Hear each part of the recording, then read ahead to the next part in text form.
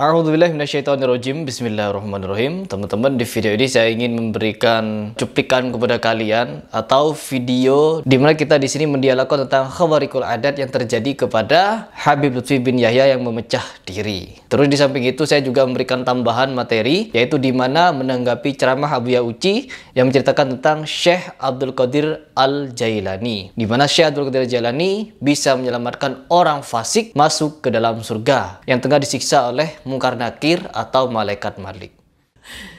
Yang pertama, saya menanggapi hal ini itu berdasarkan sesuatu yang dipernyatakan oleh Kang Hilya kemarin. Ya. Yang pertama, Kang Hilya menjelaskan mengenai Syekh Abdul Qadir Al-Jailani. Menurut kitab apa itu kemarin, saya tidak tahu, itu lupa. Kitab apa kemarin? Ubdatun Nadir.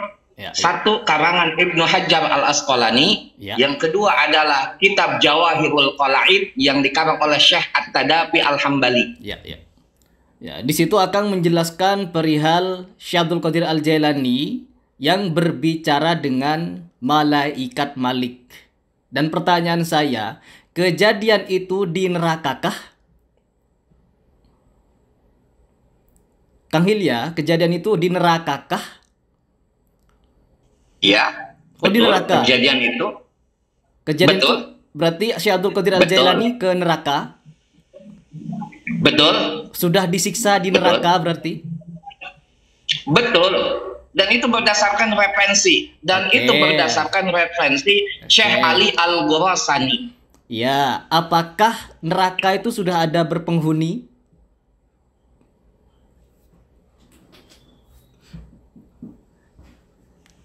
Betul. Oh, berarti neraka sudah berpenghuni. Iya, kalau melihat redaksi seperti itu, ketika Syekh Abdul Qadir Al-Jailani, coba sebutkan dalilnya di mana di neraka itu sudah ada manusia disiksa. Mohon maaf Pak, mohon maaf sebelumnya. Ini kan sesi pertama tadi kan masih tasawur ya. Masih tasawur, jadi silakan waktunya. Jadi jangan dulu lebih ke spesifik ya, Kak Heri Pras, minta maaf. Betul. Karena kan nanti kita baru sesi 23 itu. Silakan Kak Anom. Ada sesi kedua. Jadi begini Kak Heri. Sarah penjelasan sesuai tema di sesi pertama. Kita masih masuk di sesi pertama. Nanti untuk kedepannya ada sesi kedua, sesi tanya jawab narasumber. Baru di situ Kak Heri bisa bertanya kepada Kak Hilya bertanya kepada Kak Heri. Jadi waktu yang kami berikan 3 menit ini tolong dipergunakan untuk diri sendiri dulu. Jadi 2 menit dari sekarang. Di sini yang perlu dipersiapkan oleh Kang Hilya yaitu pertanggungjawaban atas kitab itu mengenai Syekh Abdul Qadir Al-Jailani yang berbicara dengan Malaikat Malik. Itu perlu dipertanggungjawabkan. Terus yang kedua, Syekh Abdul Qadir Al-Jailani yang diceritakan oleh Abuya Uci itu berdialog langsung dengan Munkar Nakir, yang artinya itu berbeda, ya. Buya Uci menceritakan tentang Munkar Nakir, sedangkan kitabnya tentang Malaikat Malik.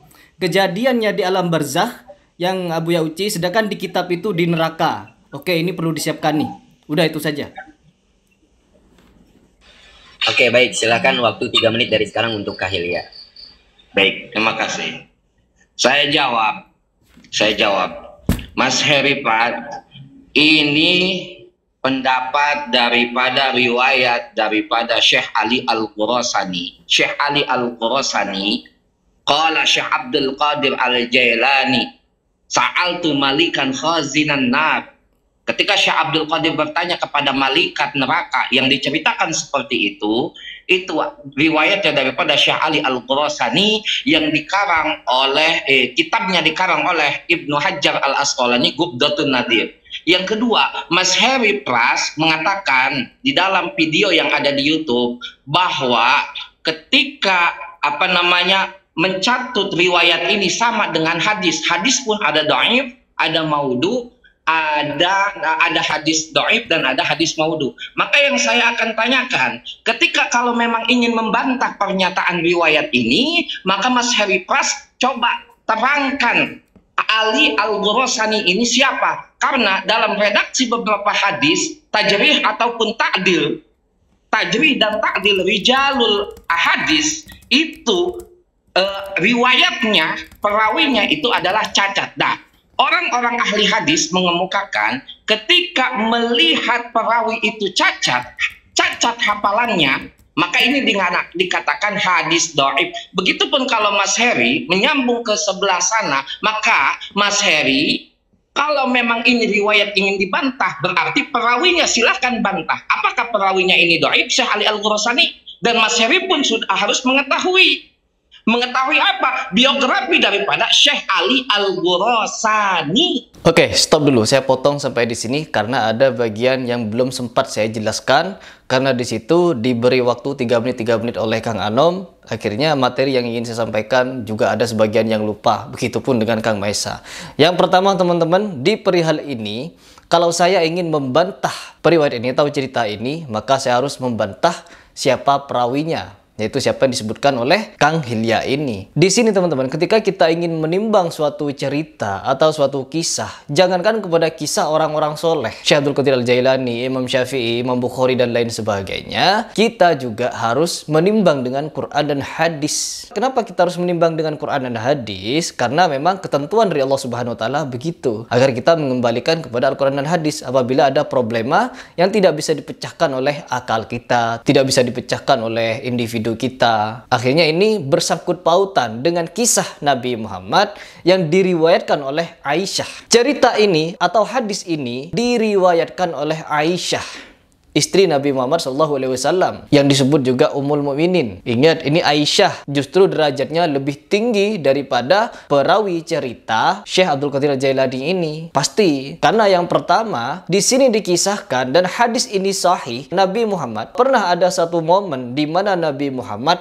hendak mau bunuh diri. Ada hadis yang menerangkan, nanti saya akan berikan redaksinya di bawah ini agar kalian bisa membaca dan kalian juga bisa mencari di kitab-kitab kalian. Karena apa? Di dalam redaksi hadis ini, Nabi Muhammad SAW hendak bunuh diri karena dalam jangka waktu yang lama tidak mendapatkan wahyu dari Allah Subhanahu wa Ta'ala.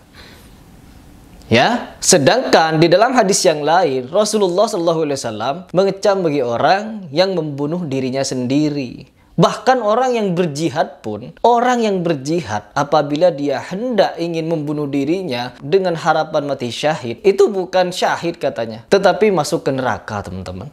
Na'udzubillah. Dan ini hadis diriwayatkan oleh Aisyah. Tentunya kisah ini, Nabi Muhammad yang hendak ingin bunuh diri ini, disinilah terjadi beberapa pertentangan. Bahwa hadis ini meskipun periwayatnya Aisyah, karena ini bertentangan dengan nas-nas Al-Quran dan Al-Hadis yang sebenarnya. Bahwa Nabi Muhammad mengharamkan bunuh diri. Tiba-tiba di sini Nabi Muhammad ingin bunuh diri. Ini kan jadi pertentangan. Nah, disinilah sekelas Aisyah saja, sekelas Bukhari Muslim saja, apabila ada terindikasi suatu kisah tentang Nabi Muhammad yang tidak sesuai dengan kepribadian Nabi Muhammad, maka itu tidak bisa diterima. Terus ujuk-ujuk ada kisah karomah yang begitu hebatnya bisa keluar masuk neraka, keluar masuk ke alam barzah, menolong orang fasik, yang dimana ini sungguh telah membuat ayat-ayat Al-Quran. Saya sudah menandai beberapa ayat Al-Quran yang mewajibkan sholat, dan saya juga menandai lebih dari 40 hadis yang mewajibkan sholat. Tiba-tiba nas-nas sahih ini dibantah oleh satu cerita wali Allah katanya yang bisa menyelamatkan orang fasik,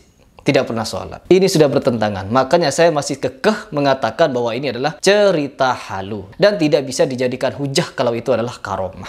Oke, itu adalah bantahan dari saya bahwa memang jangankan kepada kisah wali-wali Allah, terhadap Nabi Allah saja, Rasulullah saja, ada hadis yang sahih malah dipertentangkan. Bahkan banyak para ahli hadis mengatakan ini tidak dapat dibenarkan meskipun sahih. Ya, oke, lanjut. Dan ini bukan saya yang berkata. Di dalam kitab Gubdatun Nadir karangan Ibnu Hajar Al-Asqalani, yang kita tahu Ibnu Hajar Al-Asqalani adalah pengarang kitab Syarah Sahihul Bukhari. Yang kedua, kitab ini dikarang oleh Syekh At-Tadabi Al-Hambali. Jadi kalau Mas Heri ingin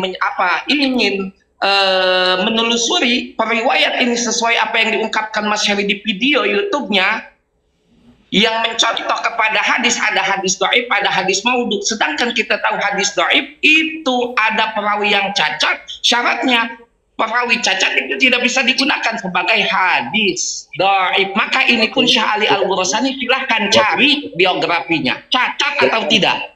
Waktunya sudah habis. Silakan Kang Heri untuk menjawab 3 menit dari sekarang. Nah, kalau di pelihan bab ini ya, kita itu menimbang kepada Al-Quran dan Al-Hadis tadi. Ya, apabila Baik. kejadiannya, kan kejadiannya itu di neraka. Kejadian yang disebutkan oleh Kang Hilya itu di neraka. Sedangkan yang Abu Ya Uci itu di alam barzah. Yang saya pertanyakan, ini kan nggak sinkron. Nah, ini kan nggak sinkron. Yang sinkron sebenarnya mana? Yang benar Abu Ya Uci atau kitabnya? Kejadiannya di alam barzah atau di neraka? Berdialognya bersama malaikat Malik atau Mungkar Nakir? Yang saya tanya ini. Atau lebih lagi di situ, tunggu saya dulu. Enggak, Mas Heri itu gini dong. Itu ada dua. Kak Hilya, jangan dibantah dulu. Waktunya untuk Kak Heri 2 menit lagi. Terlebih lagi di situ, yang paling janggal, yang saya ucapkan pada awal tadi, bahwa karomah itu seharusnya menguatkan syariat. Ini masih kita berbicara dialog antara Syekh Abdul Qadir Al-Jailani dengan malaikat di neraka apa di alam barzah. Ini masih yang pertama. Terus yang kedua, orang fasik meninggal dalam kondisi fasik, tidak pernah sholat, yang dia lakukan hanya datang sekali setahun katanya untuk haul. Pertanyaannya, di zaman Syekh Abdul Qadir Al-Jailani apakah ada haul? Oke, itu gak perlu dijawab. Salafiyin yang ingin memecah belah antara NU dengan Syiah. Salafiyah yang ingin memecah belah antara ulama-ulama sunnah dengan Syiah. Maulud bid'ah, orang Syiah yang pertama yang membawa maulud yang dipakai oleh Ahlus Sunnah wal Jamaah. Hall, orang Syiah yang pertama membawa hall dan dilanjutkan oleh NU. Tabarruk, berkah, ziarah kubur, tawassul, solawatan rami-rami adalah semuanya tradisi Syiah yang juga dilakukan oleh Ahlus Sunnah wal Jamaah. Saya tidak ada perbedaan dengan kiai-kiai. Mereka tawassul, mereka tabarruk, mereka kunut, mereka macam-macam. Saya sama dengan dia. Tapi saya Syiah, dia Ahlus Sunnah wal Jamaah, saya bersaudara dengannya. Tetapi kemudian Salafiyah yang mengatakan bahwa ini bid'ah, lalu diadu antara Ahlus Sunnah dan Syiah. Itu mungkin yang dapat saya sampaikan. Ya, nggak perlu jawab. Yang perlu dijawab, apakah bisa orang yang fasik, tidak pernah mendirikan sholat dan tidak mau mendirikan sholat, bisa ditolong kepada dari siksa neraka atau siksa kubur dan masuk ke surga? Ini pertanyaan saya. Karena apa? Apabila memang bisa orang fasik ditolong masuk ke surga dan neraka, artinya beberapa ayat, ada sekitar puluhan ayat di dalam Al-Quran, dari 6.000-an ayat itu, tentunya itu tidak berguna lagi perintah kewajiban sholat. Terus yang kedua, saya mencatat ada 40 hadis sahih perintah wajibnya sholat. Nah, apabila orang fasik yang tidak pernah sholat bisa ditolong masuk ke surga, 40 hadis ini berarti tidak berguna. Ya, jadi tolong bawakan dalil kepada saya, orang yang bisa ditolong, orang fasik yang bisa ditolong tidak pernah sholat masuk ke surga. Oke, waktunya udah habis. Kak Hilya, Kak Heri, tolong agak dingin, biar kita semuanya yang menyimak di sini memahami setiap pembicaraan. Fadol untuk Kak Hilya 3 menit dari sekarang. Saya ada riwayat dan itu Kang Mahesa pernah mengatakan bahwa thoriqoh yang sebenar-benarnya adalah thoriqoh di dalam kitab Minhajus Sawa ataupun Minhajus Sawi. Benar, Kang Mahesa waktu itu pernah berbicara seperti itu. Dan itu ada riwayat di situ. Oke, gimana bunyinya?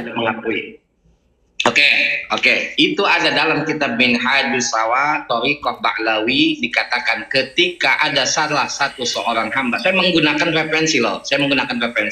Thoriqoh Ba'lawi dari kitabnya orang-orang Sufi Ba'lawi. Karena saya tahu orang-orang yang percaya hal ini adalah orang-orang Sufi. Contohnya seperti antum yang mempercayai hal-hal seperti ini. Dan setelah saya menelaah dan mendengarkan penjelasan antum mengenai kisah ini, yaitu, coba kita lanjut dulu sebentar. Ketika ada seorang hamba, beliau saat ditimbang antara kebaikan dengan keburukannya itu lebih tinggi dari keburukannya dibandingkan kebaikannya. Maka pada saat itu Allah memerintahkan kepada malaikat Jibril untuk turun ke neraka. Jibril tanyakanlah hamba tersebut, apakah beliau pernah atau tidak duduk di majlis taklim? Maka dijawablah oleh orang tersebut, saya tidak pernah.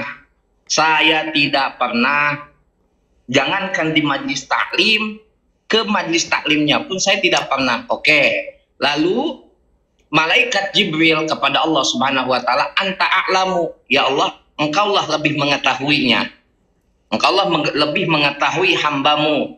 Pada saat itu kata Allah, tanyakan lagi kepada hambaku ini, apakah ada nama yang baik ataupun nama menggunakan kata nama Muhammad ataupun nama-nama yang bersifat Islam. Maka pada saat itu turun malaikat Jibril menanyakan, sama jawabannya pun tidak ada. Lalu pada saat itu malaikat lapor ke Allah Subhanahu wa taala. Apa kata Allah Subhanahu wa taala? Tanyakan lagi. Tanyakan lagi, ya Jibril, tanyakan lagi, apakah beliau pernah atau tidak mencintai seseorang yang mana orang tersebut ketika melaksanakan ibadah hanya senang saja, maka aku akan mengampuninya dan aku akan mensyafaatinya. Maka pada saat itu datanglah Jibril ke neraka, ditanyakan lagi oleh malaikat Jibril. Maka jawabannya, iya Jibril, aku pernah senang ketika melihat orang tersebut hendak beribadah ataupun mencari thalabul ilmu, maka saat itu diampuni dosanya oleh Allah Subhanahu wa taala. Dan itu minhajus sawa. Nah, di situ teman-teman, Kang Hilya memaparkan suatu kitab yang berbunyi cerita bahwa malaikat Jibril kebingungan dengan nasib seorang hamba, di mana hamba itu dijebloskan ke neraka karena ditimbang amal ibadahnya. Tiba-tiba malaikat tidak tahu kalau dia sebenarnya adalah seorang yang soleh, sering ikut pengajian dan lain sebagainya. Kok bisa ada malaikat sampai lalai di dalam mencatat amal manusia? Ini keganjilannya di dalam kisah-kisah halu ini. Malaikat Raqib dan Atid bisa lalai di dalam mencatat amal. Tetapi kita tidak usah asing dengan kisah ini, karena sudah disebutkan di awal tadi bahwa kisah ini diambil dari Thariqah Ba'alawi, di mana Ba'alawi ini banyak sekali kisah-kisah halu yang sudah saya bahas dari kemarin-kemarinnya. Ya, seperti Al-Faqih Muqaddam dan beberapa yang lain itu. Ya, teman-teman. Jadi intinya, malaikat-malaikat saja bisa lalai, bisa diatur, bisa berhenti nyatat amal buruk. Akhirnya apa? Malaikat Jibril kebingungan di akhirat sana. Karena si fulan itu memiliki amalan-amalan rahasia, yaitu mencintai habaib, mencintai wali Allah, sering ini, sering itu. Jadi ada amalan-amalan yang terlewatkan oleh Raqib dan Atid. Inilah kenapa kami menyatakan kalau ini adalah kisah halu, karena merendahkan syariat dan meninggikan cerita halu. Karomah yang sebenarnya adalah dia yang bisa meninggikan syariat, memuliakan syariat, mengagungkan perintah sholat, ya, bukan malah merendahkan malaikat, merendahkan sholat, merendahkan syariat, merendahkan nas-nas Quran dan hadis. Ini yang kita tentang. Ceritanya yang kita tentang, bukan karomahnya. Apabila sudah ada karomah merendahkan syariat, maka tidak bisa diterima. Mudah-mudahan bisa dipahami sampai di sini. Saya tetap menganggap ini cerita halu atau kitab halu. Kitab halu lah pokoknya. Oke, silahkan lanjut. Cukup. Sekarang untuk Kang Heri 3 menit dari sekarang. Oke, pertanyaannya itu umatnya Nabi Muhammad kah? Kang Hilya jawab, itu umatnya Nabi Muhammad kah yang diriwayatkan? Kang Heri dulu. Bentar. Kang Heri dulu. Karena tadi sudah disebutkan referensinya, nanti Kang Heri bisa. Kang Hilya, jadi saya tuh ingin Kang Heri pas itu yang tadi tuh belum kejawab. Syekh Ali Al-Ghorasani pun beliau belum menjawab apakah itu mu'allal ataupun mu'addal gitu. Udah cukup Kang Hilya. Ini waktu untuk Kak Heri, jadi bukan tanya jawab antara narasumber. Ini ada di sesi kedua kita. Jadi karena tadi Kak Hilya sudah memberitahu referensinya, nanti silahkan Kak Heri cari 3 menit dari sekarang untuk Kak Heri. Siap. Oke, tadi yang dijelaskan oleh Kang Hilya adalah di mana orang tersebut ditimbang amal baik dan buruknya. Oke. Penentu amal baik dan buruk ini diterima oleh Allah Subhanahu wa taala tentunya melalui sholat. Apabila baik sholatnya, maka baik seluruh amalannya. Apabila buruk amalannya, maka buruk semuanya. Berarti kalau orang itu sudah ditimbang, berarti sholatnya, nah, bisa dijawab sendiri. Terus yang berikutnya, kata Allah Subhanahu wa taala, fawailul lil musallin. Celakalah bagi orang yang sholat. Orang yang sholat celaka. Orang yang lalai dalam sholatnya celaka. Ini belum yang meninggalkan. Belum meninggalkan sholat celaka. Lalai dalam sholatnya dan riak dalam sholatnya, celaka. Kembali lagi kepada hadis tadi bahwa amal ibadah ditentukan oleh sholatnya. Orang itu sholat, ya pasti akan ditimbang nanti amal baik dan buruknya semua. Tetapi kalau dia tidak sholat sama sekali, dia tidak bisa ditimbang amal buruk dan baiknya. Artinya apa? Artinya apa? Orang yang tidak sholat tidak akan pernah ditimbang amal baik dan buruknya. Karena dia tidak punya kunci surga, tidak punya syarat utama untuk menimbang amalnya. Paham? Ini adalah hadis sahih yang dinyatakan oleh Rasulullah SAW. Oke, baik, 3 menit dari sekarang untuk Kahilya. Saya hanya ingin mengutarakan satu, Mas Heri ini tidak sesuai referensi, maka saya nyatakan kalau ingin berdiskusi silahkan cari referensi. Oke, jeda dulu teman-teman. Nah, di sini saya dinyatakan tidak memiliki referensi. Padahal referensi saya jelas dengan nas-nas Al-Quran dan Al-Hadis. Saya itu menolak kisah-kisah yang halu apabila itu bertentangan dengan Quran Hadis. Ingat, itu perlu dicatat, karomah-karomah yang menentang Quran dan Hadis. Dan saya pasti akan mengesampingkan kisah-kisah atau cerita-cerita, buku-buku yang ditulis oleh manusia. Karena manusia bisa salah, luput, dan khilaf. Dan juga manusia ini ada nafsunya, teman-teman. Sehingga apa? Bisa jadi ada cerita-cerita yang dilebih-lebihkan. Oh, kakek saya meskipun dia bisa jalan biasa, dikisahkan kakek saya bisa jalan biasa dari Jember ke Jakarta ditempuh cuma 4 hari begitu. Bisa saja teman-teman untuk ngarang-ngarang cerita, untuk melebih-lebihkan cerita kakek-kakek moyang kita. Tetapi gunanya untuk apa? Nah, ini yang saya bantah dari kemarin-kemarin ya teman-teman. Bahwa kitab-kitab atau kisah-kisah yang kalian ceritakan, yang kalian bukakan kepada saya, malah membuat saya tambah terbuka. Oh, ini kitabnya, oh begini ceritanya. Semakin membuat saya yakin kalau kitab-kitab tersebut adalah kitab halu. Saya akan menyatakan, di dalam salah satu kitab, Jawajib an Iktirafil Kabair, Inna rahmatullah, dan itu adalah ayat Al-Quranul Karim, Inna rahmatullahi qaribum minal muhsinin.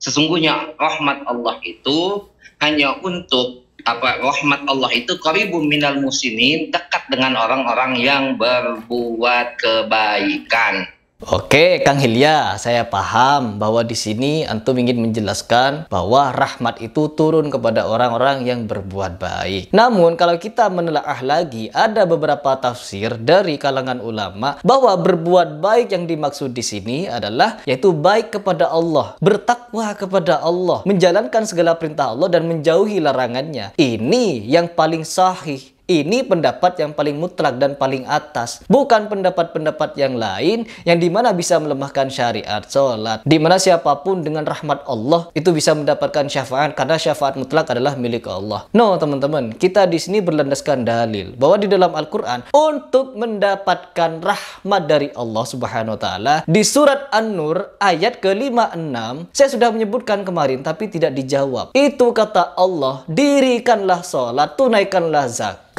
Karena dengan melakukan hal tersebut, Allah akan merahmatimu. Dan dengan perbuatan tersebut, kita bisa dirahmati. Artinya apa?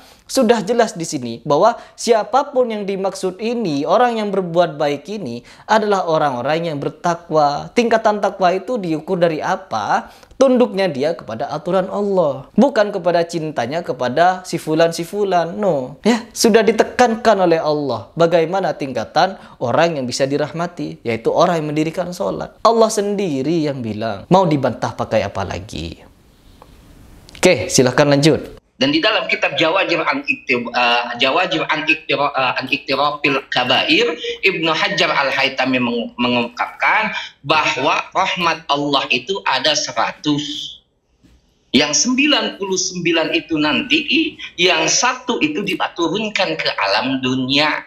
Dan itu dikatakan di dalam Jawajib an Iktirafil Kabair, ketika walaupun memang kita sedang ketika kita artinya kita maksiat ataupun ketika memang kita melakukan hal-hal yang istilahnya tidak sesuai, maka di situ ada rahmat Allah. Maka dalam Al-Quran, Inna rahmatullahi qaribum minal muhsinin. Oke, Kak Heri, Kak Hilya. kita masuk ke sesi kedua, yakni tanya jawab narsum, tapi dengan tema yang sama karena kebetulan saya sebagai moderator dan mungkin teman-teman di bawah juga belum menemukan titik terang. Ini kasusnya masih sama, Kang Heri Pras. Boleh nanti di sini tanya jawab, jadi tidak terukur oleh waktu. Khawarikulil adat, yakni artinya keajaiban, diukur dalam perspektif hukum syar'i. Hukum syar'i ini nanti ada haram, mubah, makruh, sunnah dan lain-lain. Kemudian akli dan a'di itu seperti apa? Fadhal, silahkan. Ini tidak diukur oleh waktu.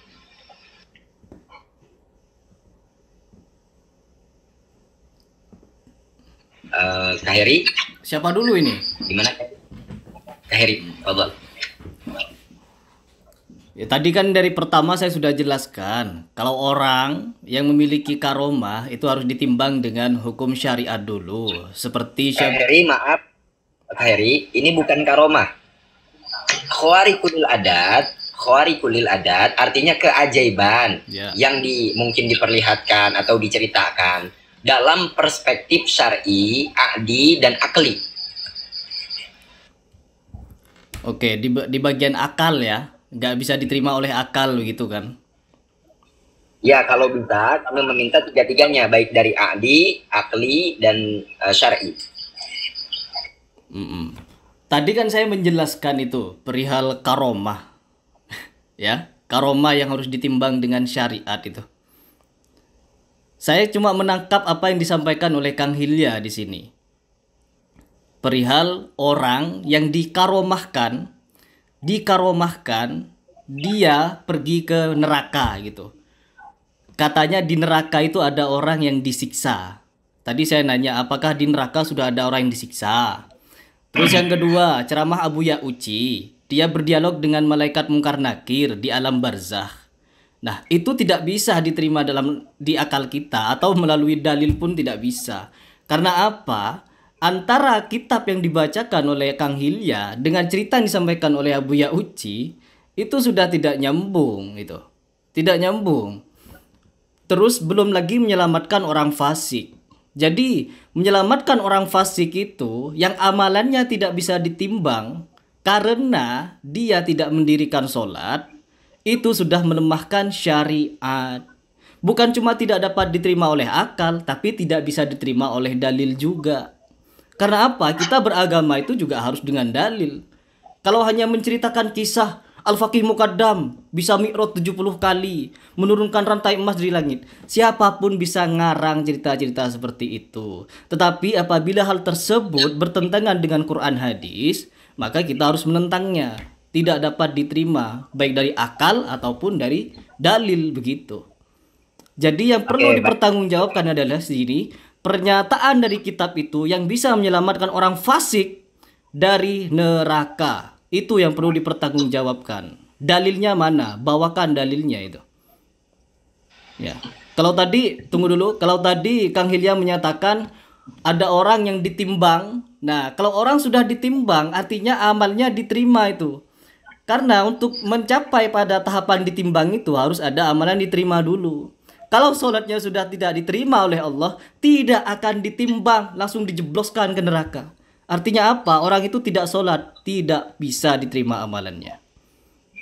Oke, baik. Itulah teman-teman tanggapan tentang khawarij dalam keajaiban perspektif hukum syar'i, akli dan a'di versi Kang Heri. Sekarang versi Kang Hilya. Fadhal, silahkan. Sekali lagi Mas Heri ini nggak nyambung. Ini kan ditanya tentang definisi, tentang pengertiannya bagaimana. Sekali lagi ini nggak nyambung. Lam yattasil bi akhiri syai'un. Oke, di sini teman-teman, karena saya tidak prepare sebelumnya untuk mengumpulkan materi, saya hanya live langsung di situ. Dan saya pun bukan pengoleksi kitab. Saya bukan pengoleksi kitab, tetapi saya pendengar dan pencari kebenaran. Mencari kebenaran itu bisa lewat mana saja. Contohnya ada tafsir web. Di situ ada web yang menyediakan tafsir Al-Quran dari berbagai berbagai macam ulama. Semua ulama ada di situ dan lengkap dan bisa dipertanggungjawabkan dan sudah diterjemahkan. Bagi orang-orang yang tidak bisa bahasa Arab, contohnya seperti saya lemah bahasa Arabnya, saya pasti baca itu, teman-teman. Kalau kalian ngomong bahasa Arab, mungkin saya mengerti beberapa kalimat, tetapi saya tidak sepinter kalian, tidak sejago kalian, apalagi ditantang baca kitab gundul. No, teman saya yang TKW saja, dia tidak pernah mondok, bahkan baca Al-Quran saja dia dulu belepotan. Tetapi ketika dia sudah merantau ke Arab Saudi, tidak butuh waktu lama, 3-4 tahun, dia balik lagi ke Indonesia, fasih berbahasa Arab. Bahkan dia bisa menulis tulisan Arab tanpa harokat, gundul-gundul gitu. Dan bisa dibaca sama dia, pinter dia. Intinya di sini bukan mengenai kita bisa baca kitab gundul atau apalah itu, tetapi yang paling utama di sini adalah pemahamannya, akal sehatnya, teman-teman. Memang betul belajar bahasa Arab itu penting, tetapi Allah tidak membatasi perihal itu. Meskipun kita tidak terlalu fasih berbahasa Arab, cukup mengerti dan faham apa-apa ayat yang kita pelajari, itu sudah cukup untuk membuat kita beriman dan bertakwa. Berkaitan dengan hukum khawarikul adat ini, itu dibagi jadi 3 hal, teman-teman, yaitu bagaimana dengan pandangan syar'inya, a'dinya, dan juga aklinya. Yang dimana syar'i ini berkutat kepada segi syariat, yang tentunya pasti harus menggunakan dalil. Terus yang kedua dengan segi a'dinya, yaitu adat atau kebiasaan, teman-teman. Terus yang ketiga yaitu aklinya, logika, sesuatu yang bisa dilogikakan atau yang tidak bisa dilogikakan, teman-teman. Dan ini dipecah menjadi beberapa tingkatan. Dan kalau saya menjabarkan, saya juga akan mempelajari hal ini. Karena memang kemarin kalian mempersiapkan semuanya dengan kitab. Bahkan kalian menjelaskan kepada saya sambil baca kitab. Tinggal kita teruskan saja. Ada yang namanya jaizul akli. Secara hukum akal, apa itu jaizul akli? Wal amrul ladzi yaqbilul intifa'a wa subuta ala tanawubi fa yastawi imkan wujudihi wa adamihi. Saya pun bisa kalau sambil baca buku gitu. Tinggal saya searching gitu. Bisa ketemu semuanya. Pasti ada penjelasannya. Bahkan kalau perlu saya tampilkan ulama yang menjelaskan itu secara konkret. Bisa. Tetapi poin yang saya jelaskan kepada kalian adalah khawarikul adat ini harus diukur, atau kejadian luar biasa itu harus diukur dengan syariat dulu. Harus diukur dengan Quran dan hadis. Misalkan kita bisa memadamkan lampu dengan jentikan gini gitu. Itu bisa saja karena tidak bertentangan dengan syariat. Tidak meninggalkan sholat karena pesulap pun banyak bisa menggunakan trik, tidak perlu karomah. Ya, jadi tidak perlu kaget. Apalagi kitab-kitab yang kalian bawakan yaitu Thariqah Ba'alawi, Sufi-Sufian, sudah pasti itu halu. Dan ini kalau sudah dijelaskan, saya pasti paham maksud dan tujuannya. Hukum syar'inya, hukum aklinya, hukum a'dinya. Karena saya lebih memberikan penekanan di situ yaitu kepada diterimanya suatu karomah apabila tidak menentang syariat Islam atau Quran dan hadis. Itu garis besarnya itu. Oke, lanjut ke pembahasan berikutnya. Begini ya. Yang pertama, posisi Kang Heri itu mempertanyakan, saya rangkum semua yang sudah dibahas ya. Betul, Kang Heri itu posisinya mempertanyakan karena juga sudah disinggung oleh Kang Helia bahwa itu perkara jaiz akli ya. Jadi mempertanyakan itu perkara boleh. Kemudian berkaitan dengan manhajus sawi dan yang lain sebagainya, itu sudah bukan ranah karomah. Kejadian itu di dunia yang namanya karomah itu, Kang Helia. Itu yang pertama. Kemudian yang kedua, kita tidak bisa menuntut banyak Kang Heri referensi karena beliau bukan santri. Beliau posisinya mempertanyakan kepada perkara jaiz akli, itu wajar dan boleh. Yang kedua, poin inti nih, argumen semua yang disampaikan Kang Helia itu tidak sinkron juga. Kalau Kang Heri dianggap tidak sinkron, kita masih maklum lah. Orang awam, anggap saja, mohon maaf Kang Heri, jangan kesinggung ya. Nah, yang dibahas Kang Heri itu sebuah kejadian, suatu kejadian, bukan menafikan adanya karomah. Sementara argumen, sandaran yang dibawakan oleh Kang Helia semuanya tentang keberadaan karomah. Sebenarnya semua argumen yang disampaikan oleh Kang Helia itu nggak kepake dalam konteks pembahasan Kang Heri. Sama sekali nggak kepake karena Kang Heri percaya adanya karomah, saya percaya adanya karomah. Yang kita persoalkan sekarang adalah tentang terjadi tidak Aba Lutfi membelah dua. Jadi argumen semua Kang Helia itu termentahkan karena belum sampai ke situ pembahasannya. Ada apa tidak gitu loh. Jadi nanti kalau sudah ada, semua yang dipaparkan Kang Helia itu kejadiannya real ada. Idrib Ngasokal Bahar semuanya ada. Nah, bagaimana setelah ini ada? Itu yang lalu kemudian kita sebut karomah gitu loh. Nah, itu jadi Kang, tentang teori semua itu sebenarnya tidak berlaku untuk menanggapi Kang Heri. Sama sekali tidak. Kemudian ada, saya ingin menanggapi di Manhajus Sawiyah tentang karomah-karomah. Itu sudah bukan karomah lagi, Kang. Kalau udah di akhirat itu urusannya sudah nggak ada komen. Tapi di sini ada poin penting karena Allah menurunkan nas di dalam Al-Qur'an. Wa allaisa lil insani illa ma sa'a, masalahnya gitu loh. Jadi wajar kalau Kang Heri mempertanyakan itu loh. Mohon maaf, saya juga menemukan banyak ketidaksambungan ya jawaban pertanyaan Kang Heri, jawaban Kang Hilya dari pertanyaan Kang Heri. Karena ada nas wa allaisa lil insani illa ma sa'a wa la taziru waziratu wizra ukhra. Itu. Kalau kejadian di alam barzakh, di neraka itu sudah tak membahas tentang karomah, itu udah gak nyambung sebenarnya. Karena itu adat, jadi di neraka memang begitu, kuasa-kuasa Allah, suku-suku Allah. Udah nggak konteksnya, ada nggak ngebahas adat lagi gitu loh. Jadi ngapain kita berdalil tentang yang aneh-aneh gitu. Dan kita ini semua, Kang Heri, saya termasuk. Jadi kalau mau mendiskusikan itu sebenarnya siapa sih saksi yang melihat Abah Lutfi terbelah menjadi dua? Mestinya itu yang dibahas. Kalau karomah, semua orang di sini meyakini kok adanya karomah. Lalu Kang Hilya menekan Kang Heri Pras, mana dalil yang menafikan karomah? Saya katakan kafir yang menafikan keberadaan karomah. Karena karomah ada di Al-Quran, ada di hadis. Itu bukan konteksnya pembahasan malam hari kita ini. Siapa orang yang membelah Abah Lutfi? Masa iya karomah menunjukkan orang mengabaikan sholat? Yang kemudian yang kedua, ada narasi yang diceritakan, masa nggak sholat? Orang awam melihat sosok nggak sholat lalu mempertanyakan itu wajar, bukan suudzon. Tidak bisa dikatakan itu suudzon. Ada misalnya Abah Lutfi sampai berhari-hari nggak sholat, terus kok nggak sholat? Itu bukan suudzon, kok nggak sholat? Itu bukan suudzon karena lahirianya fakum bidhawahir. Ini kalau real ya. Maka sebenarnya membicarakan ataupun mengkritisi, menanggapi Kang Heri itu sebenarnya saksinya siapa? Kejadiannya kapan? Karena gini, saya pernah masuk ke ruangannya Abah Lutfi, Kang Heri. Cerita itu kita analisa tanpa logik. Gini, Abah Lutfi itu punya 2 ruangan. Satu di bawah, satu di atas di kamar pribadi. Jadi di mana kalau pertemuan itu di bawah, nggak mungkin Abah Lutfi nyuruh tamu masuk ke kamar. Kalau di kamar, semua perangkat ada di situ. Saya pernah masuk ke dalamnya Abah Lutfi masalahnya. Jadi cerita ini banyak keganjilan. Nah, Kang Heri mempertanyakan itu, bahkan sampai mengambil keputusan tidak percaya, itu sebenarnya masih di tahap wajar. Jadi mohon maaf, dalil semua tentang jaiz, semua itu nggak kepake dalam pembicaraan hari ini. Sama sekali nggak kepake. Karena kita sedang mempertanyakan ada atau tidak. Kalau sudah ada, baru dalil turun. Hujah itu diterapkan. Lawang kejadiannya belum tentu ada kok. Kemudian Kang, begini. Tentang misal peristiwa muridnya Syekh Abdul Qadir Jailani. Kan bahasanya jawaban. Mohon maaf, saya juga keberatan bahwa ada muridnya Syekh Abdul Qadir Jailani. Mohon maaf, saya agak lamaan karena saya baru diberi kesempatan. Ditanya, man rabbuka, jawabnya Syekh Abdul Qadir Jailani. Narasi seperti ini jujur saya keberatan, Kang Hilya. Karena itu bukan raddus sa'il. Itu bukan jawaban. Ditanya man rabbuka, panik yang diingat Syekh Abdul Qadir Jailani. Syekh Abdul Qadir bimaknai tolong.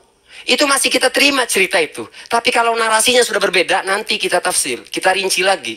Kok bisa ada pertanyaan man rabbuka, jawabnya Syekh Abdul Qadir Jailani? Maka itu bukan sebuah jawaban, tapi sebuah reaksi dari kepanikan.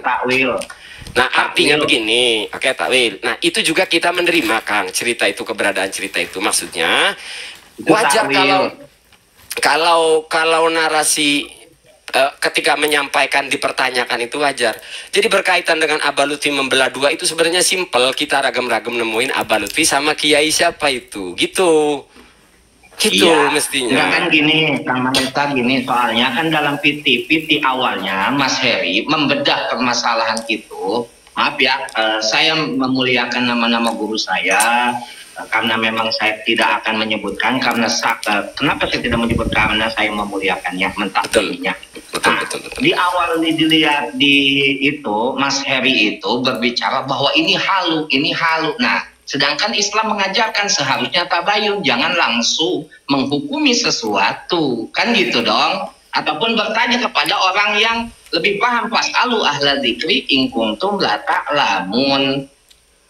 Gitu loh. Nah, sekarang kalau memang mau kita bahas apakah ada atau tidak, mari kita bahas. Tapi siapkan, kami mempersiapkan redaksi kitab-kitabnya. Seperti itu loh, Kang Mahesa. Gitu. Ini kan ilmiah. Dari tadi saya menyimak Mas Heri ini nggak nyambung, soalnya saya pintar dalam beberapa referensi beliau yang memang basisnya bukan dalam paham agama. Gitu loh. Saya percaya adanya karomah. Yang saya pertanyakan adalah kejadiannya ini benar-benar terjadi atau tidak? Saksinya siapa? Baik. Nah, kalau gitu terus yang kedua, kau cek. Terus yang kedua, kejadian yang dianggap karomah itu di akhirat, orang fasik yang bisa ditolong masuk surga, tolong hadirkan dalilnya orang fasik tidak pernah sholat bisa masuk surga. Itu saja. Ya, wajar Kang Heri mempertanyakan itu karena terkait ini jaiz akli, jaiz nadori ya. Jadi mempertanyakan itu sementara enasnya wala taziru waziratu wizra ukhra wa alaysa lil insani. Jadi ketika ada pengecualian, wajar Kang Heri menanyakan hujah gitu. Menanyakan hujah itu wajar. Jangan sampai menghalukan loh Kang. Gini. Ini saya pernah ngomong ini saya dari tadi ini gimana nih, kopi udah 2 gelas belum pernah ngomong. Sebentar, terima kasih. Mohon maaf kepada semua narasumber yang saya cintai. Tolong habis bicara langsung di-mute biar suaranya nggak pecah dan doubling. Terima kasih. Silakan kamu cek. Berarti saya ya. Oke, bismillahirrahmanirrahim. Rabbi syrah li sadri wa yassir li amri wahlul 'uqdatam min lisani. Pertama, saya nggak sepakat kalau Kang Mahesa mewajarkan Kang Heri Pras gitu kan berdebat dengan Kang Hilya gitu. Artinya kan nggak apple to apple ya maksudnya. Di sini justru kita mensejajarkan Kang Heri. Kenapa? Karena beliau sudah berani masuk ke ranah yang memang itu ranah santri, itu satu. Oke, Kang Uce, saya paham bahwa saya memang nyantrinya tidak lama. Tetapi di sini saya belajarnya juga tidak sedikit. Meskipun saya tidak mengkoleksi kitab-kitab seperti yang kalian punya itu, yang kalian sebutkan dari awal, tetapi saya juga mengkaji secara ilmiah beberapa pendapat dari ulama, entah itu tentang hadis, hadis-hadis yang kontradiktif, hadis-hadis yang doif, yang maudhu, yang sahih, hasan, dan lain sebagainya. Saya juga mempelajari itu, ya, membaca. Meskipun saya tidak fasih dalam berbahasa Arab, tapi saya berusaha untuk membaca dan memahami isi dan maknanya. Jadi memang tidak apple to apple, di mana kalian yang memang berkutat di situ, kalau mengenai pemahaman, ya kita punya kepala masing-masing di dalam memahami suatu dalil atau suatu kisah. Kalau akal saya tidak mau mempercayai kisah-kisah yang justru bertentangan dengan syariat. Begitu. Itu saja. Apalagi mempercayai kejadian-kejadian yang sampai melampaui Nabi Muhammad SAW. Mi'raj katanya 70 kali dalam sehari. Itu kan sudah melampaui Nabi. Nabi Muhammad Mi'raj naik buruk, teman-teman. Kalau Al-Faqih Muqaddam Mi'raj naik apa? Naik naga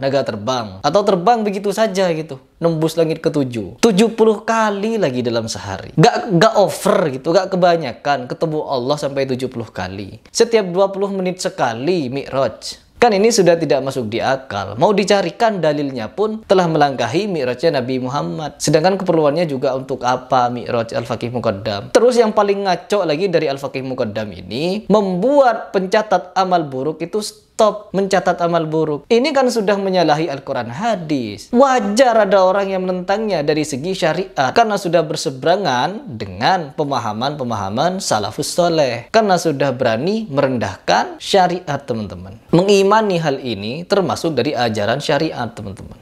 Ya.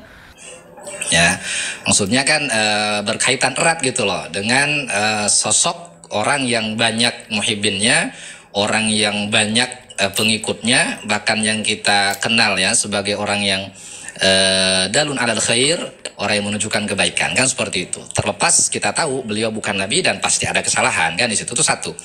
Jadi dalam hal ini kita samaratakan gitu ya, Kang Heri ya. Kalau saya mah menyamaratakan itu antara Kang Heri dengan Kang Heri, itu poin pertama. Kenapa? Karena dalam hal ini kan kita sama-sama tidak harus di pesantren juga. Yang jelas kan kita mengukur kemampuan narasi kita berdasarkan referensi, kan seperti itu. Kalau hanya sekedar misalnya mempertanyakan itu sebenarnya emang nggak ada masalah gitu, sekedar mempertanyakan. Tapi kan di video-videonya Kang Heri itu kan sudah agak tendensi bahkan lebih ke menyimpulkan gitu bahwa saya tidak percaya kalaupun ada gitu kan, tidak ada kata-kata kalau itu ada saya percaya, tapi saya nggak percaya dengan cerita itu dan seterusnya. Makanya kan di judul temanya itu tadi apa? Keajaiban dalam perspektif ilmu syar'i, hukum syar'i, akli dan adi, kan seperti itu. Yang saya maksud kejadian di neraka dan kejadian di alam barzah. Sebentar Kang Heri, sebentar. sebentar. Itu udah saya simak, dan saya tidak menilai Kang Heri dari 1-2 video enggak ya, tapi dari secara video-video umum yang banyak gitu ya. Jadi enggak mengarah ke satu tokoh. Makanya diambil tema yang umum gitu, biar tidak ada menjurus ke satu tokoh. Jadi tema ini sangat umum gitu. Khawarij dalam kacamata ilmu hukum syar'i, akli dan juga adi, kan begitu. Saya pengen jawab di Kang Heri ya, karena saya juga ingin jawab di Kang Heri. Oh, boleh. Saya minta Kang Heri tolong fokus ke kamera, karena kebetulan saya sebagai moderator juga dari tadi nahan kencing ini, nggak berani untuk ngalor ngidul. Mohon maaf, terima kasih. Dilanjut Kang Mesa. Oke, gini Kang Heri. Ini sebelum selesai ini Kang Mesa. Oh boleh, lanjutin. Sebentar lagi. Nah maka Kang Heri gini, tema yang umum ini kan sebenarnya kan kita tahu, saya paham gitu, ukuran kita semua itu hukum. Di dalam memecahkan satu kondisi atau cerita atau satu kejadian itu kan hukum. Tapi jangan kita nafikan, hukum itu ada 3, ada hukum syar'i yang menjadi rujukannya adalah Al-Quran dan hadis. Kemudian ada hukum akli gitu yang bersandar pada logika. Jadi agama Islam ini tidak menafikan logika, enggak sama sekali. Dan yang 3 ada hukum adi, hukum adat, yaitu isdatu amrin li amrin aw nafyu anhu biwasitati tikrari ala al-hissi ma sihhati takhallufi wa adami ta'thirihi.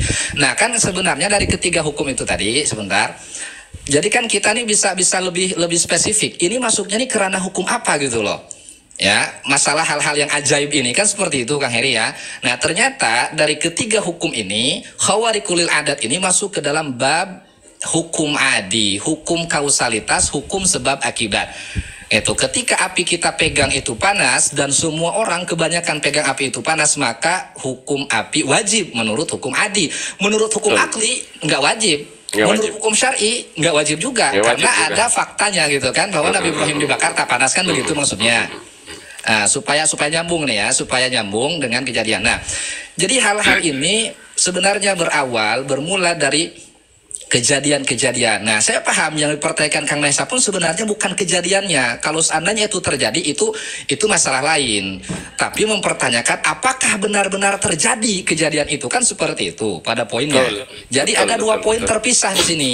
Ada 2 poin terpisah. Nah, saya ingin mengkonfirmasi pertama sama Kang Heri Pras, Kang Heri, karena tadi udah dijelaskan juga nih sama Kang Maesra ya. Kang Heri Pras termasuk percaya nggak dengan karomah wali atau maunahnya orang soleh?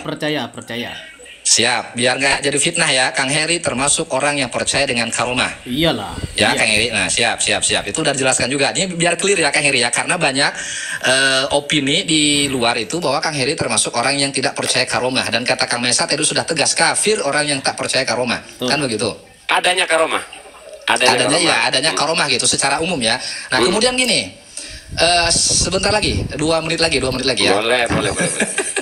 Jadi Kang Heri, dalam perspektif hukum adat gitu kan, ketika ada khawarij, ada keajaiban, itu sebenarnya simple. Ya, sebenarnya simpel. Satu, tabayun, betul-betul itu terjadi atau tidak, kan seperti itu. Ini yang pertama. Ya, in ja'akum fasiqum binaba'in fatabayyanu. Nggak boleh kita nyomot-nyomot dari Google, karena Google itu sampah ya. Maksudnya ya apapun masuk di situ gitu kan. Google itu sampah. Kalau bagi saya, Google ini adalah gudang ilmu pengetahuan. Apapun yang ingin kita ketahui bisa kita cari di sana. Bahkan tafsir Al-Quran itu bisa kita cari di sana. Mau kita cocokkan dengan kitab yang ada, itu cocok teman-teman. Sudah dijadikan artikel oleh beberapa ustadz, oleh beberapa forum agama dan lain sebagainya. Tentunya itu bisa dipertanggungjawabkan. Dan ingat, kecerdasan kita di sini mengukur sampai di mana kita bisa menyaring informasi yang bisa kita tangkap dari Google tersebut, teman-teman. Contohnya seperti saya memang tidak mengkoleksi kitab, tetapi saya banyak membaca bukan dari Google-nya. Google ini hanya kendaraan untuk kita bisa mencapai informasi. Salah satu contoh website ini yaitu Tafsir Web. Di situ dijelaskan semua tafsir-tafsir salafus soleh, orang-orang ahli tafsir di situ, dan diterjemahkan agar kita bisa mudah memahami Al-Quran meskipun tidak jago baca kitab gundul. Begitu. Yang perlu ditekankan lagi di sini, jangan pernah menganggap sesuatu itu sampah, karena pasti sampah pun yang benar-benar sampah itu masih bisa berguna kalau kita berakal. Ingat, ini yang saya tekankan. Oke, lanjut ke pembahasan berikutnya. Nah, kemudian ketika itu kita pastikan itu terjadi. Nah, simple kita menilai apakah itu termasuk karomah atau maunah atau yang lain, karena kan kita eliminasi ya dari 6 khawarij, mu'jizat irhas, kemudian karomah maunah, ya, istidraj dan maunah, kita eliminasi 2 karena udah mustahil irhas dengan mukjizat. Berarti posisinya tinggal 4. Seandainya itu terjadi, maka simpel kita lihat subjeknya, kita lihat orangnya. Betul. Ketika orang itu istiqomah di dalam syariat, ketika orang itu betul-betul syuhra istifadhah, itu adalah orang soleh, orang yang qaimun bihukukillah wa qaimun bihukuk ibadi, orang yang betul-betul menjaga syariat, kan begitu Kang Heri ya. Seandainya ada khawarik, maka itu dipastikan mungkin zon 75% itu maunah atau karomah, kan itu 2. Jadi yang 4 ini 2 jelek bahkan haram hukumnya, dan yang kedua ini bisa dikejar ya di dalam referensi berbagai kitab atau saya sampaikan. Jadi maunah dan karomah ini masih bisa terjadi, cuma mungkin kan bentuknya ini yang kita perdebatkan. Nah, supaya nggak ngalor ngidul, sebenarnya gini Kang Mesa, kita nggak mau menarik kepada satu kejadian sih. Nah, kenapa ada reaksi kepada Kang Heri? Karena Kang Heri ini, mohon maaf Kang Heri ya, mohon maaf, saya belajar objektif, jadi terlalu khawatir memberikan cacat nalar kepada masyarakat awam. Jadi segala hal yang tidak yang tidak terpahami, tidak masuk logika, itu dianggap tidak bisa terjadi. Padahal hukum syar'i dan akli itu membenarkan bisa saja terjadi gitu. Tidak semua. Betul, saya paham. Makanya saya sampaikan seolah-olah Kang Heri. Makanya saya sampaikan seolah-olah Tadi di pembukaan narasi-narasi yang dibangun oleh Kang Heri. Ngelek. Cek, oke. Tadi di awal pembukaan sudah saya jelaskan kalau saya percaya karomah, bahkan saya menjelaskan karomahnya Syekh Abdul Qadir Al-Jailani yang digoda iblis itu saya percaya karomah itu. Tetapi karomah yang menguatkan syariat. Tetapi kalau karomah yang merendahkan syariat sampai-sampai meninggalkan sholat, maka itu perlu dipertanggungjawabkan lebih ketat lagi. Terlebih lagi orang yang meninggalkan sholat dari zuhur sampai isya. Nah, terlebih lagi tadi Kang Maesa menyebutkan bahwa kamarnya Abah Lutfi itu ada di atas dan di bawah. Ya, jadi makanya tadi gini Kang Heri, saya nggak ke spesifik dulu. Saya menyimpulkan dari kebanyakan video yang Kang Heri publish, ya itu khawatir. Makanya tuh saya sampaikan tuh khawatir. Ya, Kang Heri memberikan pemahaman yang liar sehingga masyarakat, dan ini terjadi gitu Kang Heri, makanya sampai ramai gitu. Ini terjadi, jadi masyarakat banyak yang salah paham sehingga banyak yang menyimpulkan bahwa Kang Heri ini sampai-sampai gitu ya, beberapa kalangan itu kan menyimpulkan bahwa Kang Heri nggak percaya karomah. Kenapa? Karena dari narasi yang disampaikan kan seperti itu. Harusnya kan Kang Heri ketika harusnya kan Kang Heri ketika menyampaikan satu hal yang menurut Kang Heri tak masuk akal atau yang Kang Heri tidak percaya, Kang Heri sampaikan satu kisah pembanding yang betul-betul itu diakui terjadi, atau syuhro istifadhah gitu ya, itu betul-betul diakui terjadi oleh para ulama sebagai pembanding gitu loh. Nah, kalau kayak gini saya percaya. Mohon maaf kalau saya kayak gini saya nggak percaya, kan masuk akal. Tapi Kang Heri ini hanya menyampaikan yang sesuatu yang tidak diyakini yang gitu, awal terjadinya tadi oleh Kang Heri, sehingga kita pun tak bisa menyalahkan netizen ketika menyimpulkan Kang Heri terlalu umum gitu maksudnya. Nah gitu kira-kira. Ngopi dulu santai. Kalau konteksnya resiko yang dipaparkan oleh Kang Uce itu hanya berdampak buruk kepada Kang Heri. Dianggap Kang Heri tidak percaya karomah. Justru kalau Kang Uce ini memperhitungkan dampak ke masyarakat, lebih bahaya ketika itu tokoh Kang Uce. Karena nanti akan terjadi kefanatikan. Lah Kang Uce mempertimbangkan konsekuensi buruk hanya kepada Kang Heri. Ngapain dipikirin? Orang mau benci Kang Heri juga. Artinya gini, kalau berbicara bahayanya justru saya nggak memikirkan Kang Heri. Saya mah nggak peduli orang mau ngira Kang Heri apapun, nggak ada implementasinya ke saya. Tapi ini terjadi betul. Maka berarti konsekuensi itu akan lebih bahaya ketika tokoh agama, gitu loh. Contohnya tadi kayak kisah masalah sholat gitu loh. Nanti justru akan lebih buruk, orang awam akan menyepelekan sholat. Gitu. Nah makanya yang saya mau tuh gini Kang Mahesa, yang saya mau ketika Kang Heri menyampaikan satu pendapat atau satu pandangan tentang satu kejadian, saya sering melihat Kang Mahesa ini mentakwil itu yang saya tunggu. Contoh misalnya ya, mohon maaf. Ya saya mau jawab Kang Heri lah. Saya masih jawab Kang Heri karena saya juga pengen ngejawab Kang Heri ya. Itu yang kami tunggu. Jadi fitnah itu tidak terjadi. Jadi ditakwil gini loh, maksudnya gini, itu cerita sebenarnya.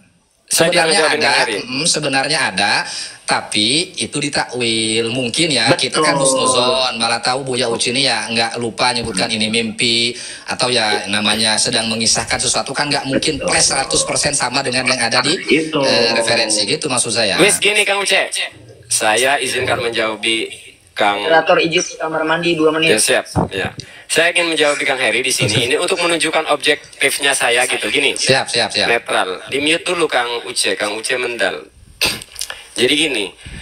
Ini Kang Heri berkaitan kalau neraka ya sudah berpenghuni. Itu saya tak menyalahkan karena nanti setarnya nanti setelah yaumil qiyamah. Itu saya anggap wajar pertanyaan. Jadi surga juga sama Kang. Surga itu pertama nanti yang membuka itu baginda Nabi Muhammad. Tapi berkali-kali di Quran dijelaskan tentang surga. Maka di sini terjadilah perdiskusian para ulama, surga kholid apa tidak kholid gitu ya. Jadi kata surga dan neraka itu untuk pendekatan, untuk sebuah tempat yang indah surga. Tempat yang buruk neraka. Jadi kalau neraka dan surga yang spesial itu nanti masih di dalam gembokan memang. Jadi bisa jadi itu terjadi ya. Tapi ini bahwa sebenarnya mestinya ini jawaban Kang Hilya ya. Kang Hilya yang menjawab ini. Tapi syukur malah saya yang ngejawab gitu. Bisa jadi terjadi gitu. Tapi itu neraka itu untuk sebuah gambaran tempat siksaan gitu. Gitu Kang Heri. Jadi itu bisa saja terjadi. Tapi nah di sini saya malah salutnya juga sama Kang Heri. Karena itu tadi Kang Uce, ada enas berkaitan dengan sholat ini sangat penting gitu loh. Jadi saya kira sudah dijawab Kang Heri ya. Jadi itu sebuah tempat yang menggambarkan tempat siksaan, bukan neraka yang Kang Heri kenal di hadis itu. Itulah. Itu. Jadi kedua, itu maksud saya gitu. Gini kedua, Kang Heri ini paham nggak nih ketika dijelaskan oleh Mahesa? Yang saya tunggu kan Mahesa objektifnya. Saya masih objektif. Jadi sebenarnya Kang Heri ini mempersoalkan perkara yang khusus. Semua dalil dan argumen yang dibawakan Kang Hilya dan Kang Uce itu perkara yang umum. Maka tidak bisa dipakai untuk menghujai pertanyaan atau kritikannya Kang Heri. Nggak bisa. Karena itu perkara umum. Iya. Sementara jadi sebenarnya ini kalau mau serius ya menanggapi Kang Heri, mestinya kita bareng-bareng. Karena gini, ketika konsekuensi cerita itu, kalau logik saya begini nih ya. Ini bukan tadi kan tentang jaiz akli. Karomah kok mempertunjukkan orang nggak sholat. Nah di sini ditemukan ganjilan ngambil asbak, itu ganjil. Bagi saya yang tahu tempat Abah Lutfi itu ganjil itu. Ganjil Kang. Jadi saya masuk di dalam semuanya ada di situ. Kalau di kamar ya bau. Oke, ini karena kan ini hal-hal yang syak nih. Minta maaf sebentar Kang. Seandainya itu terjadi Kang Mesa. Dia taslim ge, makanya kan kita. Maksudnya kan kita lagi menganalisa nih. Siap, aman. Lagi di ruang tamu, dohor, asar, maghrib nggak sholat. Masa iya karoma bentuknya menunjukkan saya tidak sholat.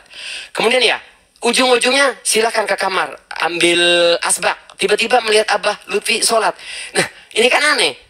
Kalau mau masa karomah ditunjukkan seperti itu.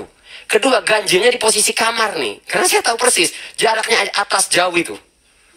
Kalau ngobrolnya di kamar, ngapain Abah Lutfi nyuruh tamunya ke kamar? Ini kan ganjil. Kan nggak logik tamu disuruh mengambil asbak di kamar. Ini nggak logik ini. Ya? Karena Abah Lutfi itu ada pengawalnya, standby di situ. Gitu loh. Kemudian dengan narasi suudzon, enggak suudzon. Kalau dohor, asar, maghrib nggak sholat, orang kok nggak sholat, itu nggak suudzon. Itu nggak suudzon. Itu wajar. Jadi mending kalau mau masalah ini cepat selesai, kita bareng-bareng ke Pekalongan, tanya langsung Abah Lutfi. Selesai sebenarnya. Kapan? Gini Kang. Ya oke. Poinnya sebenarnya perbedaan. Kak Uce, mau Kak Uce dulu silakan. Ya sebentar. Intinya gini, saya mau agak Kang Mahesa berarti ke Pekalongan hanya untuk menganalisa ya? Itu kemarin lah sebelum Kang Heri bikin konten, enggak itu udah lama. Jadi gini, poin yang sama antara ya kita semua yang hadir di sini, satu kita percaya kalau orang soleh memiliki keajaiban itu berkutat antara dua ya, Kang Mahesa tuh setuju ya? Antara ma'unah atau karomah kan begitu. Kita nggak bisa menetapkan itu ma'unah, tetapi pasti berputar karena nggak mungkin kita menilai seorang Abah Lutfi itu orang fasik kan, nggak mungkin gitu ya. Oke, saya potong yang Kang Uce karena kalau di dialog kemarin susah buat motong-motong begini ya.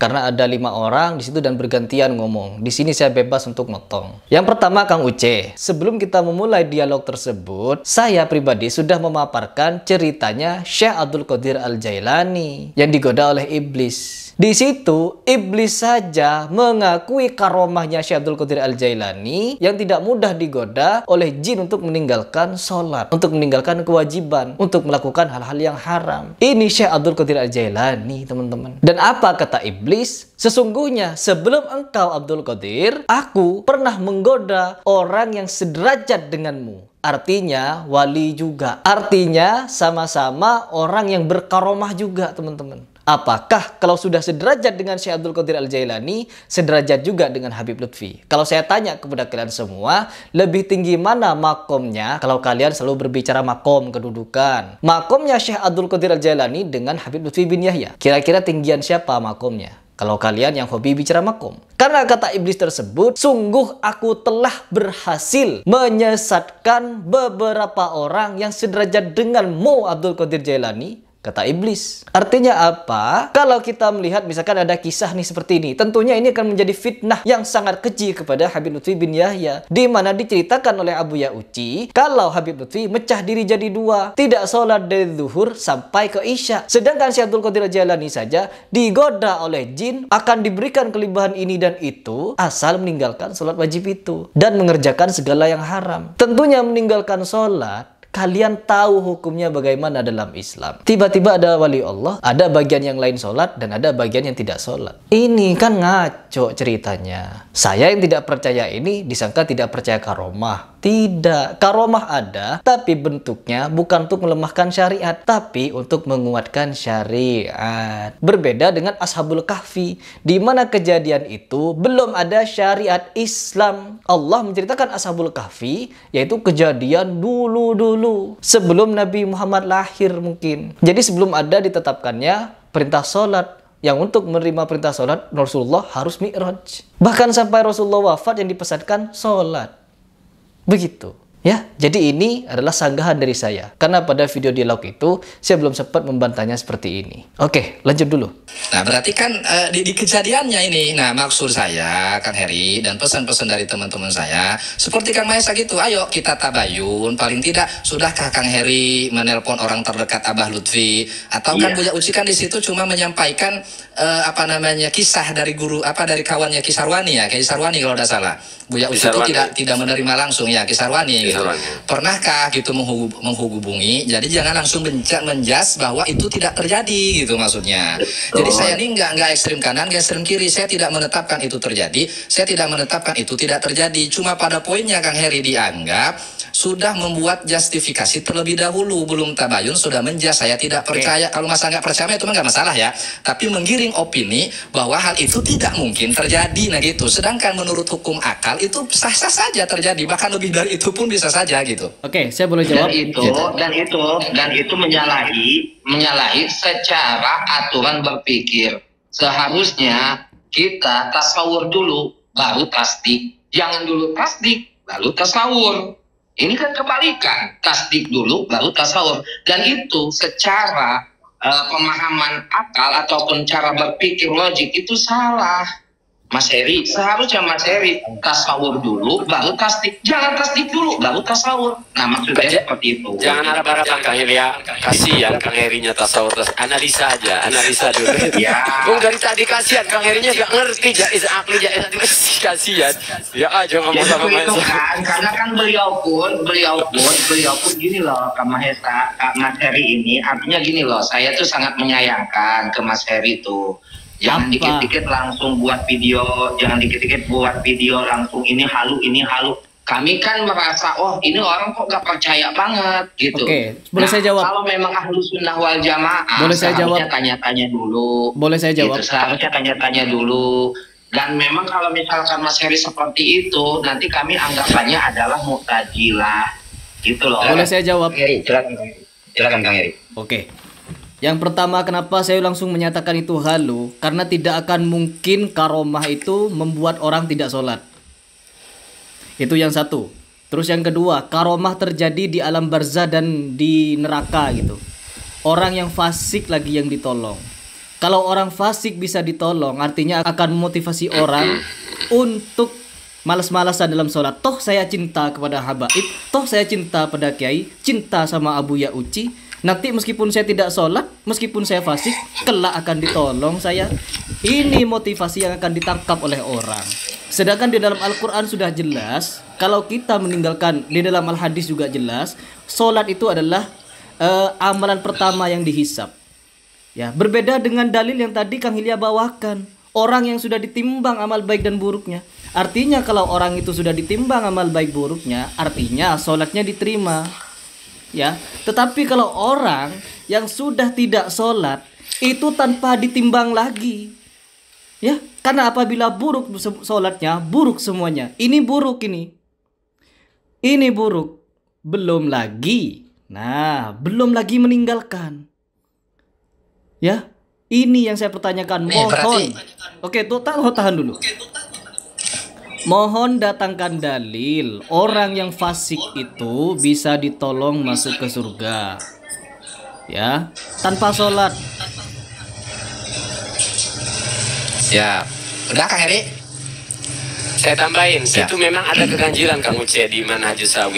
Kalau manhajus saya nggak nyebut Manhajus Sawi ya, karena yang poin yang disampaikan saja tadi.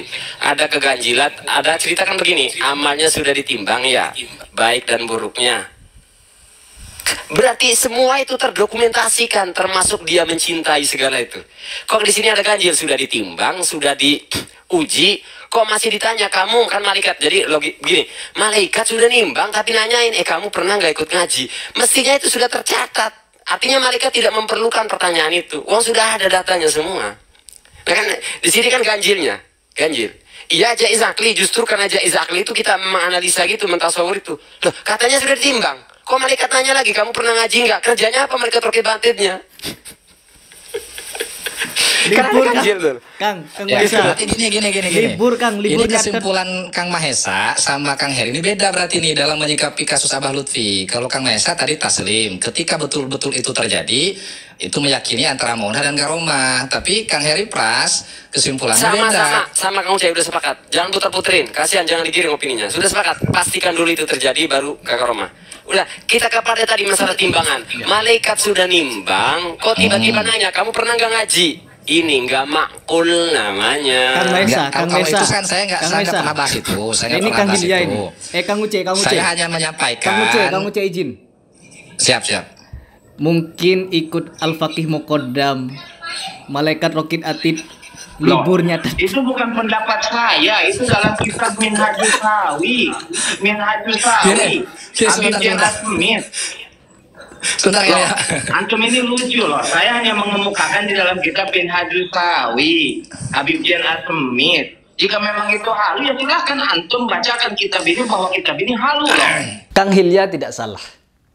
Ya, ini tanggapan terakhir saya. Kang Hilya tidak salah di sini. Yang saya permasalahkan adalah keyakinan antum di dalam mempercayai kisah tersebut. Sama halnya seperti saya tidak mempercayai kisah itu karena berseberangan dengan Al-Quran dan hadis. Yang pertama, Kang Hilya perlu tahu dan teman-teman juga perlu tahu, jangankan kepada kisah-kisah ini, kisah-kisah yang justrunya bertentangan dengan Al-Quran dan As-Sunnah. As-Sunnah saja, hadis yang sahih saja, ada beberapa yang kontradiktif, teman-teman. Pernah ada satu momen di mana Nabi Muhammad hendak mau bunuh diri. Nabi Muhammad SAW hendak bunuh diri karena dalam jangka waktu yang lama tidak mendapatkan wahyu dari Allah Subhanahu wa Ta'ala. Ya. Sedangkan di dalam hadis yang lain, Rasulullah SAW mengecam bagi orang yang membunuh dirinya sendiri. Bahkan orang yang berjihad pun, orang yang berjihad apabila dia hendak ingin membunuh dirinya dengan harapan mati syahid, itu bukan syahid katanya, tetapi masuk ke neraka, teman-teman. Na'udzubillah. Di sini bukan antum yang salah, Kang Hilya, tetapi mungkin saja kitab tersebut yang bermasalah. Entah ada tangan-tangan yang jahil, yang merubah-rubah. Karena di dalam Al-Quran pun, jangankan kepada kisah-kisah manusia biasa. Alkitab pun disebutkan oleh Allah, celakalah bagi orang-orang yang merubah-rubah Alkitab. Alkitab saja dirubah-rubah. Al-Hadis saja ada yang diragukan. Yang sahih saja ada yang diragukan. Apalagi hanya kisah karangan manusia. Mungkin itu saja yang ingin saya sampaikan kepada kalian semua. Semoga ini bisa menjadi pencerahan bagi kita semua. Dan kita bisa menjadi umat yang lebih baik lagi ke depannya. Oke, mungkin itu saja ya teman-teman. Apabila di video ini ada yang salah, keliru, menyimpang, itu murni dari kekhilafan dan kebodohan saya. Tetapi apabila ada yang benar, itu dari Allah Subhanahu wa Ta'ala. Salam.